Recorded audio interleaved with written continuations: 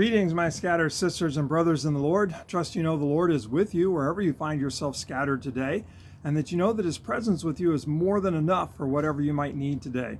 When we continue on in the Gospel of Mark chapter 5, you'll recall that Jairus, a synagogue leader, his daughter is dying, and he's heard about Jesus, and so he comes to Jesus and bows down before Jesus and implores Jesus to come and to touch his daughter, that if Jesus will touch her, she will live. We see his posture, we see his faith, and best of all, we see that Jesus goes with him. And so we're picking it up there, right in the middle of verse 24, Mark chapter 5. So Jesus went with him. A large crowd followed and pressed around him. And a woman was there who had been subject to bleeding for 12 years. She had suffered a great deal under the care of many doctors and had spent all she had, yet instead of getting better, she grew worse.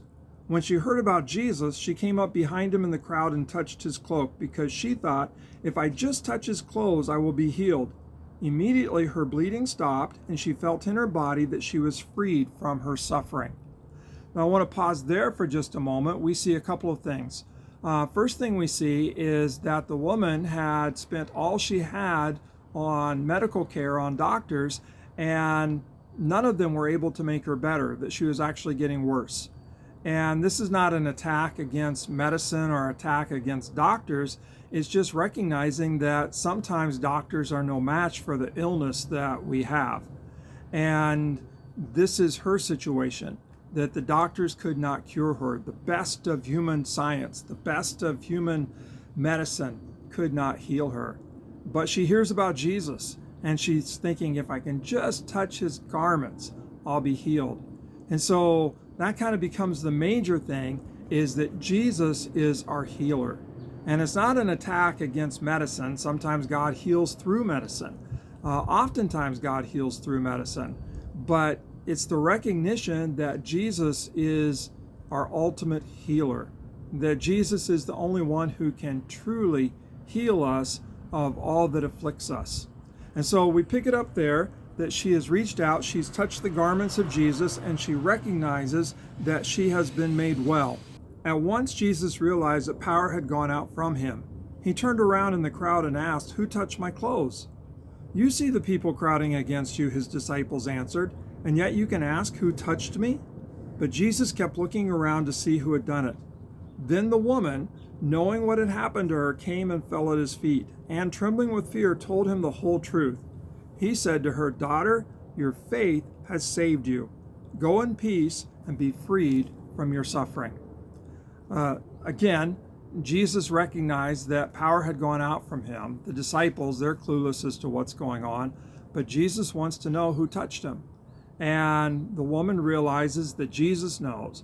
And so we see the same posture as with Jairus. She comes and she places herself at the feet of Jesus. And she confesses the whole story, the whole truth to him. And Jesus tells her, "Daughter, your faith has saved you. Your faith has made you well. Go, be free of your illness." I want to focus on, daughter, your faith has saved you. Sometimes I hear it kind of taught like it's the faith that saves. But the woman had faith in the doctors. She spent all she had on the doctors. That takes a lot of faith to spend everything you have, on somebody that you think can make you well. And the doctors were unable to. And so it's not simply about having faith, it's what your faith is in.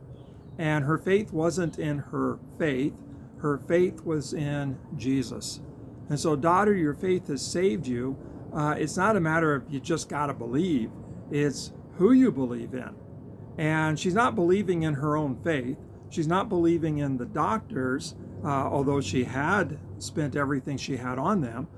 She comes to the point where, she places all of her faith, all of her hope in Jesus. And Jesus tells her, your faith has saved you. We need to make sure that we hear that in terms of it's her faith in Jesus that saved her, because it was when she touched Jesus that she was made well. Again, I just hear a lot of talk today about the importance of faith and believing in yourself. You just got to believe, all of that. Well, that's not the whole truth. The truth is, it's who you believe in. what you're believing in. And so the woman's not believing in herself. She's not believing in the doctor. She's not believing in her ability to believe.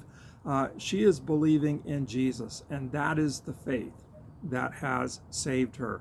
Jesus saved her. And Jesus tells her, be free of your suffering. You are well now. And so the woman is able to go in peace. So wherever you find yourself scattered today, I don't know what your plagues might be, your illnesses, whatnot. But the challenge for us is to place our faith in Jesus and to realize that He is our healer. And it's kind of liberating to know that it's not about how much faith I have, it's about who my faith is in. And when my faith is in Jesus, that is enough. Your faith has saved you. God bless, and have a faithing day in Christ.